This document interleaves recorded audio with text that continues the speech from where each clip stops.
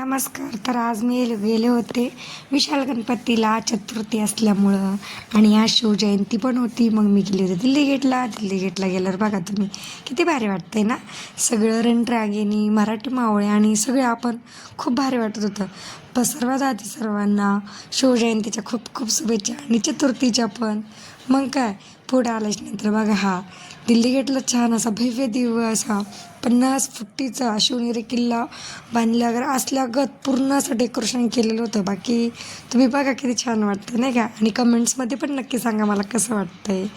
मग काय आम्ही सगळ्यांनी शिवगर्जना केला. हर हर महादेव, छत्रपती शिवाजी महाराजांचा विजय असो, अशा छान अशा जल्लोष आणि शिवगर्जना दिल्या बरं का.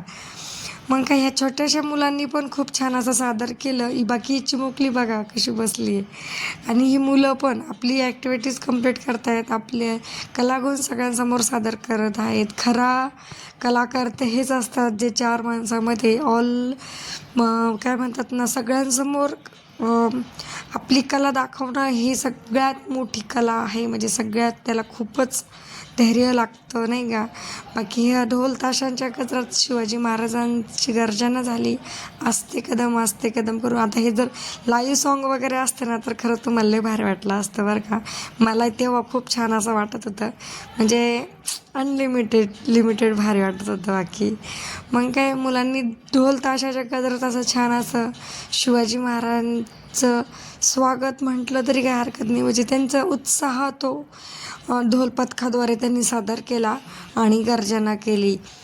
शिवाजी महाराजांचा विजय असो आणि राज पुन्हा जन्माला या ही पण घोषणा चालूच होती. नंतर मुलींनी छान असा लेझिम केली आणि लेझिममध्ये पण खूप छान वाटत होतं नाही का.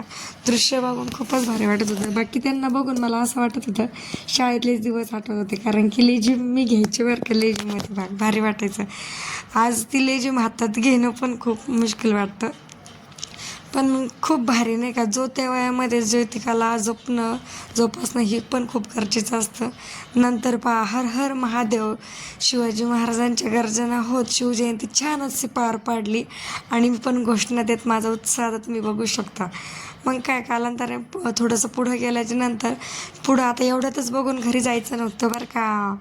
नवऱ्याचे बोलणे ऐकून का होईना पण शिडी बघायची होती. मग काय पुढे आपलं मस्तपैकी छान असे शिडी बघायला पण पुढे शिरलो.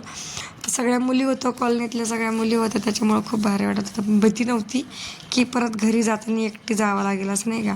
मग काय जागोजागी अशा छान अशा शिवाजी महाराजांचे स्मारक तयार केलेले होते. जागोजागी फोटो वगैरे लावून असे म्हणजे खूप भारी वाटत होतं.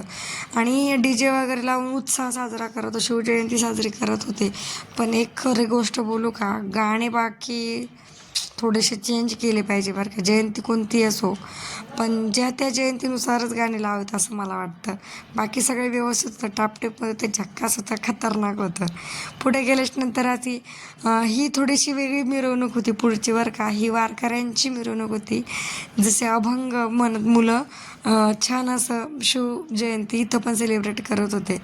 वेगवेगळ्या याच्यानुसार म्हणजे वेगवेगळ्या काय बोलतात त्याला नाही का, म्हणजे असं वेगवेगळ्या चौकानुसार असं वेगवेगळी ही होती. बाकी हे शिवाजी महाराजांचा आपण तर शिवाजी महाराज होऊ शकत नाही बरं का. आपण त्यांच्या धूळ काय म्हणतात ना, पायाची धूळ पण नाहीत. बट आपण त्यांचं अस्तित्व जपावं अशीच माझी इच्छा वाटते. बाकी सगळ्यांनी खूप छान डेकोरेशन केलं होते. लाईटिंग वगैरे सगळं बघून भारी वाटत होतं. मस्त खूपच भारी वाटत होतं. पुढं गेल्याच्या नंतर हा देखावा बघा. ह्या देखाव्याला काय म्हणतात तुम्ही मला कमेंट्समध्ये नक्की सांगा. तर व्हिडिओ आवडले असल्यास जास्तीत जास्त शेअर करा, कमेंट्स करा आणि पुन्हा एकदा सर्वांना शिवजयंतीच्या खूप खूप शुभेच्छा. मराठी मावळे आणि रंगरागिणी कायम आपल्या रक्तात असू द्या. बाकी सगळं मजेत झकात. बाय बाय सर्वांना.